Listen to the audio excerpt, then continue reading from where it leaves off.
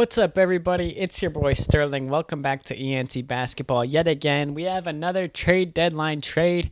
This is being dropped on Thursday morning, the day of the trade deadline. I'm recording this Wednesday night, pretty much right after it happened. And before we get into it, actually, go down below, like the video, comment, subscribe, all that good stuff. Stay tuned for more NBA trade deadline content. But let's get right into the trade. All right, the New York Knicks are acquiring Josh Hart.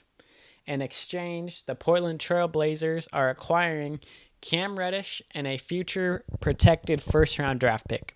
So, I'm going to start it off like this, right? I'm going to start off from the Blazers' perspective because I'm a big Cam Reddish guy. Ever since he was drafted out of Duke, he was on that team with RJ Barrett and Zion.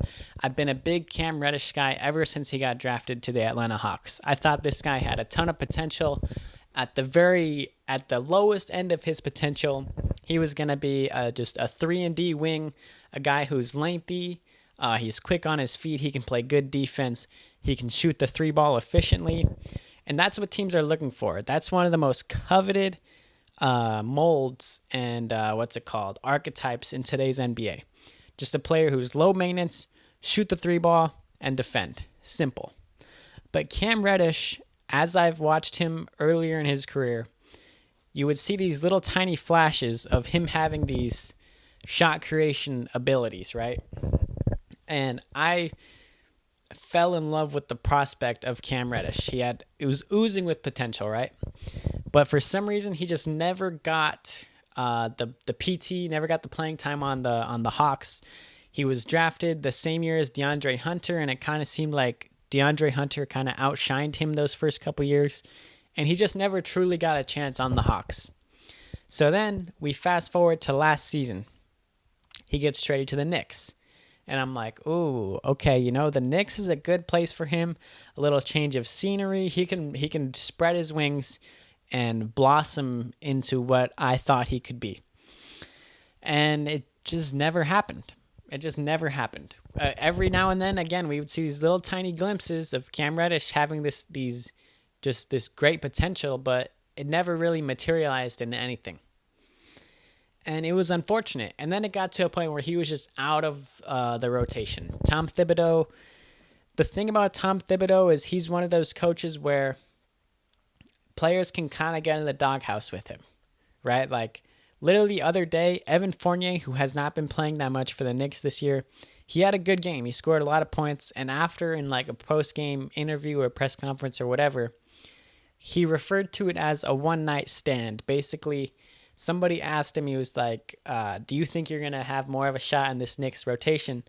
And Evan Fournier was kind of like, to be honest, nah, I don't think so. I don't think I really am going to get my shot on this Knicks team. And I think that's kind of the same thing that was happening with Cam Reddish, where Quentin Grimes kind of started showing out. I'm a big Quentin Grimes fan too, but it just kind of seemed like New York just wasn't really going to be the spot for Cam Reddish. And that's unfortunate because a lot of times if you fail on your second team and you're a young player, that's kind of when you start to get, that's when people kind of start to give up on you. And so in my head, I'm like, another change of scenery could help Cam Reddish, but at the same time, how realistic is it?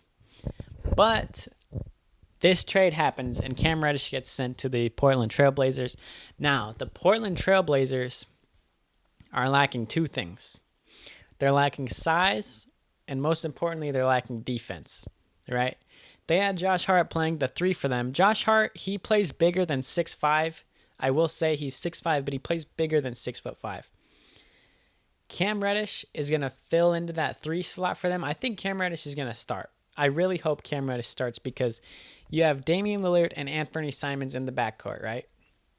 Two smaller guards who they don't really play that much defense, right? You put Cam Reddish at the three right next to them. He's lengthy. He has size. I think he's around 6'7" or 6'8", which is that's pretty big for a three. So he's going to come in, he's going to play good defense, he's going to shoot the three ball efficiently, and the most interesting part about this trade is where the Portland Trail Blazers are going to choose to go next with their franchise. Because they can either move forward and continue to retool around Dame, And at that point, I like this acquisition for them because Cam Reddish is a good 3-and-D player, right? He's efficient. He's going to get the job done for you. But if the Blazers choose to move on from Dame, I think that's a good start, right? You have a small little nucleus of young players with Anthony Simons, Shaedon Sharpe. Now you add Cam Reddish, and also whatever you acquire in the Damian Lillard trade, if they decide to trade him and move forward with a rebuild, that's a nice little nucleus of young players that you can start your rebuild with, right? Anthony Simons, Shaedon Sharpe, and Cam Reddish. Couple first-round draft picks. They acquired a first-round draft pick in this trade. That's a good start to kick off a rebuild with. It's like a little kickstart. So it's going to be interesting to see where they go with this trade. Now, Josh Hart was on the last deal, the last year of his contract. So them dealing him makes sense if they didn't think they were going to bring him back. And so, yeah, I like this trade for the Blazers. They're taking a chance on a guy who is unproven, but you can see has a lot of potential. He has a lot of potential with Cam Reddish. And so, at the very minimum, the Blazers just got a first-round draft pick and a 3-and-D player. At the best, Cam Reddish can start to blossom, hopefully, and show some of this potential that I and many others have hoped to see out of him.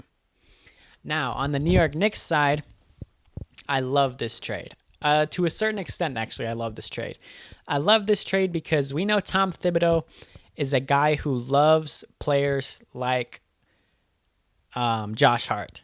Tom Thibodeau loves players like Josh Hart. Guys who are going to give their all on the defensive side of the ball. Guys who are going to hustle. Guys who are going to get after it on the glass looking for rebounds. Just guys who are going to give their 100% effort and bring that energy every single night. And Josh Hart is one of those guys, right? As I said earlier, Josh Hart is 6'5", but he plays bigger, faster, and stronger than a 6'5" guy.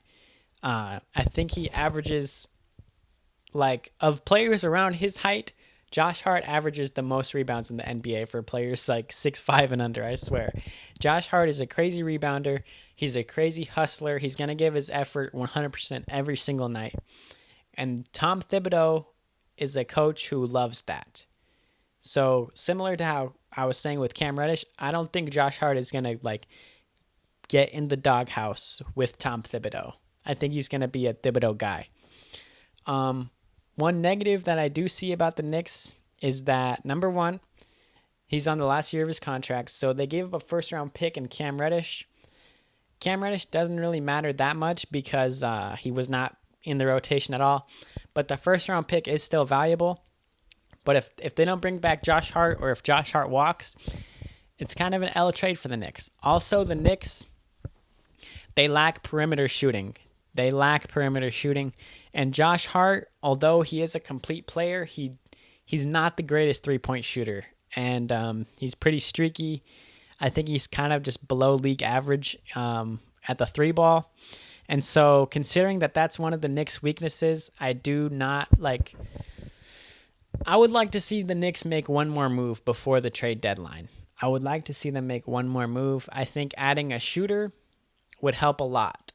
But considering how valuable shooters are in this league right now, I don't know how realistic that is, especially considering that they just traded a first-round pick. Now, I'm going to grade the trade. For the Blazers, I'm going to say it's a B+. It's a B+ for the Blazers. They're taking a chance on a guy, and they also got some draft capital. So that's cool. For the Knicks, it's tough to see for the Knicks. Honestly, it's tough to see for the Knicks because of Josh Hart's lacking of three-point shooting, but it's such a good fit with him and Tom Thibodeau. Also, he played at Villanova with Jalen Brunson, so there's already a connection there. I'll give them a B- on this trade. I think the Blazers won this trade. Now, there is a protection on this first-round draft pick. I do want to say it before I wrap this up. It just says a future first-round pick. According to Woj, the year is not specified. However, there's protections on this. I don't know what exactly the protection is, but if this pick does get protected, this first-round pick then turns into 4 second-round picks, or up to 4. up to 4 second-round picks. So 4 second-round picks is a lot. So it's going to be interesting to see how that plays out. I will hopefully learn the details on what the protection actually is, and if I do figure it out, I'll put it down in the description for you guys. But that's going to be it, guys. That was another trade at the trade deadline. Hopefully we have a lot of trade deadline videos coming. Thank you guys so much. Again, go down in the comments and tell me who you think won this trade. Like the video, subscribe, all that good stuff. And I'm out of here.